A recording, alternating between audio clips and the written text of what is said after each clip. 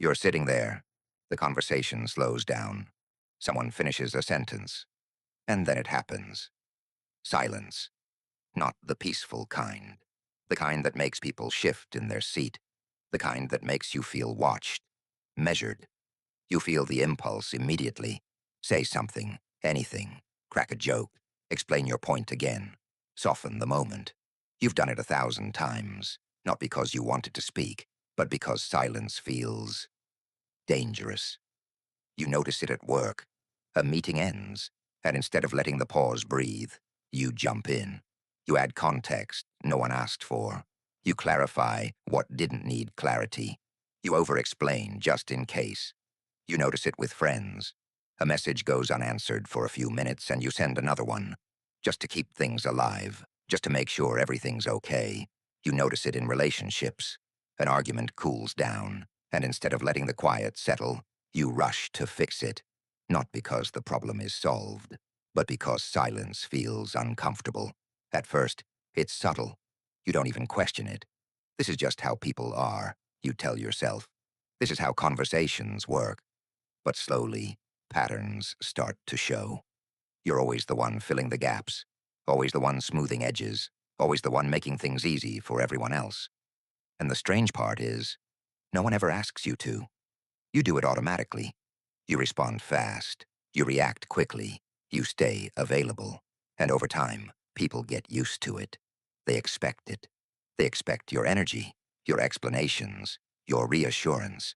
So when you don't give it, they feel it. The room feels heavier. The moment feels tense. People look uneasy. And that's when the doubt creeps in. Did I do something wrong? Did I offend someone? Should I say something? That's where confusion begins. Why does being quiet feel like a problem? Why does not reacting feel more uncomfortable than saying the wrong thing? You replay moments in your head. The meeting where you stayed silent and someone else suddenly took control of the conversation. The argument where you didn't defend yourself and the other person kept talking and talking.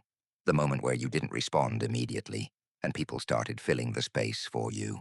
It's confusing because nothing bad actually happened, yet something shifted. Then frustration sets in.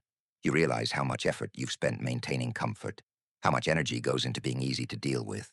You start noticing how loud the world is, how everyone is always talking, explaining, reacting, and how rare it is to find someone who can just pause. You try it again. You stay quiet a little longer, and again, people react. They interrupt the silence. They justify themselves. They overtalk. Some get defensive. Some get nervous. Some suddenly seek your approval. That's when the frustration deepens. Why does my calm make others uneasy? Why does my silence feel like pressure? And eventually something else appears. Quiet regret. You realize how often you've betrayed your own instincts, how often you spoke when you wanted to observe, how often you explained when you wanted to stand still, not because you lacked confidence, but because silence felt socially risky. You weren't lazy, you weren't weak, you were conditioned to believe that value comes from contribution, that presence must be proven, that if you don't speak, you disappear. And that's the invisible villain, not you. Comfort. The comfort of being liked. The comfort of being understood. The comfort of keeping the flow going. Comfort hates silence, because silence removes control. Distraction plays its part too. Phones, notifications, noise, anything to avoid sitting with your own presence. And then there's routine, the habit of reacting, the habit of responding fast, the habit of filling space before someone else does. And when you feel the tension rising, you tell yourself the same lie. I'll change later. Next time. Tomorrow. Tomorrow I'll be more composed. Tomorrow I'll speak less. Tomorrow I'll hold my ground. But tomorrow keeps moving. Because here's the truth. Silence isn't uncomfortable by nature. It's uncomfortable by contrast. Most people live in noise, internal noise, external noise, thoughts running nonstop, emotions leaking into words, insecurity disguised as conversation. So when you go quiet, you disrupt the rhythm. You remove the script, and people don't know what to do without it. Silence doesn't expose you. It exposes them. It exposes who needs validation, who needs reassurance, who needs control. And this is where everything changes. The problem was never communication. It was identity. You were taught to believe that being valuable means being expressive, that being present means being loud, that confidence means having something to say. But real confidence doesn't rush. It doesn't compete with silence. It's comfortable inside it. People who are grounded don't feel the need to prove themselves. They don't fill gaps out of fear. They don't explain their worth. Their silence has weight because it's intentional. Discipline isn't about forcing yourself to talk less. It's not about techniques or tricks. Discipline is restraint. It's the ability to pause when your ego wants to react. It's self-respect in moments where comfort tempts you to perform. Silence is not withdrawal. It's selection. You choose when to engage. You choose when your words matter. And that choice is power. Because power isn't loud. It doesn't announce itself.